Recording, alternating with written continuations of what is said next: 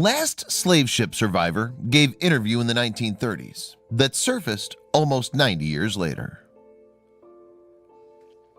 60 years after the abolition of slavery, an anthropologist made a remarkable discovery.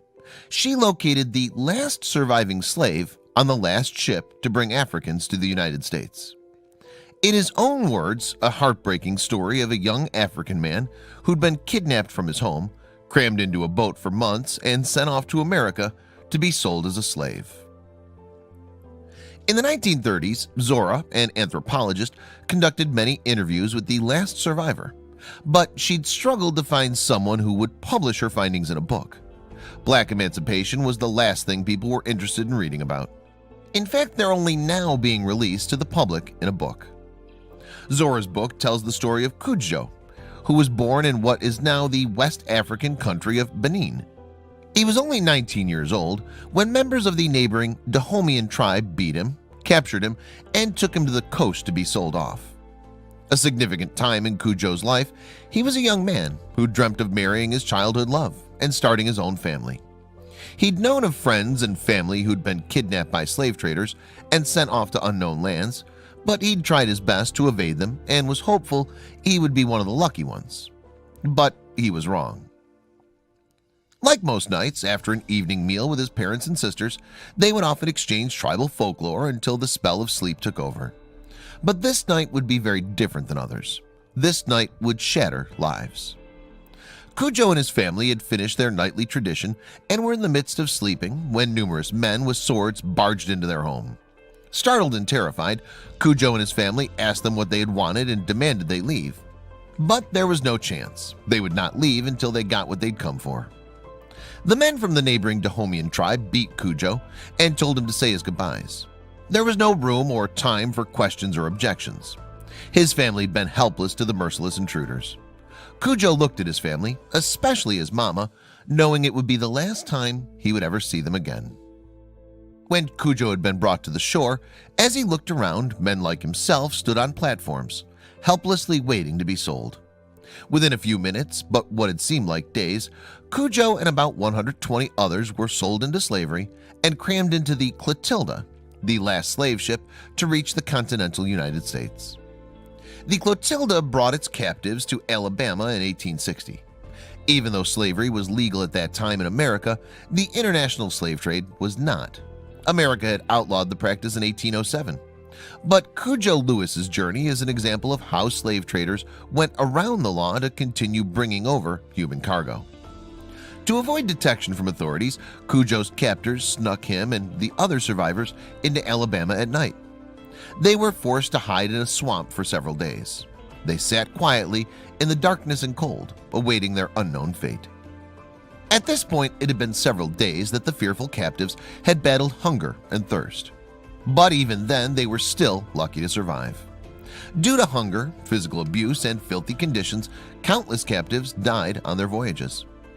To hide the evidence of their crime, the 86-foot sailboat was then set ablaze on the banks of the Mobile Tensaw Delta. Its remains have been uncovered in January 2018. This would guarantee destroying any possible trace of human cargo entering the country. Cudjo's narrative provides a first-hand account of the devastating trauma of slavery. His interview gave the world a magnified lens into the grim reality of the process of slavery and the forgotten horror of the voyages to unknown places.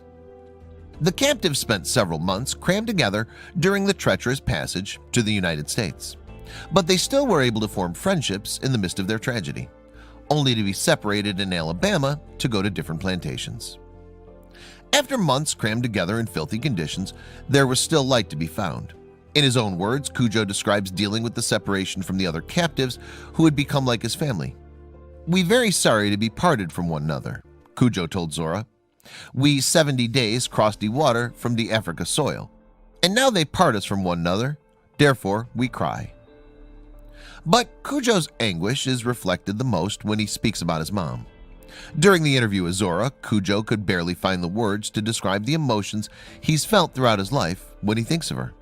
He often stops the interview to cry. "My grief's so heavy I can't stand it. I think maybe I die in my sleep when I dream about my mama." When Cudjo finally arrived at the slave plantation, No one spoke his language, nor could they explain to him where he was or what was going on. He only knew one thing, something that didn't require any language whatsoever. He knew he was a white man's property and forever enslaved to him. But while Cudjo worked for years as a slave, something radical was happening in America that would forever change the course of its history. Cudjo had no idea that the Civil War had begun, but partway through he began to hear that the North had started a war to free enslaved people like him. He dismissed the thought, thinking that day would never come. He'd lost all that was important to him, including his dignity. There was no room for hope in his mind. A few days after Confederate General Robert E. Lee surrendered in April '65. One day when Cudjo and other enslaved people were working on a boat, Union soldiers walked by and told them something Cudjo never thought they'd ever hear. "You're free." Not sure where to go or simply what to do next, in a country that had been nothing but terrible to him, he didn't have a dollar in his pocket nor a place to sleep. Cudjo expected to receive some sort of compensation for being kidnapped and forced into slavery, and was frustrated to discover that emancipation didn't come with the promise of 40 acres and a mule. Frustrated by the refusal of the government to provide him with land to live on after stealing him away from his homeland, he and a group of 31 other free people saved up money to buy land near the state capital of Mobile, which they called Africa Town. Cudjo would never see his family again, but dreamt about his mama until the day he died.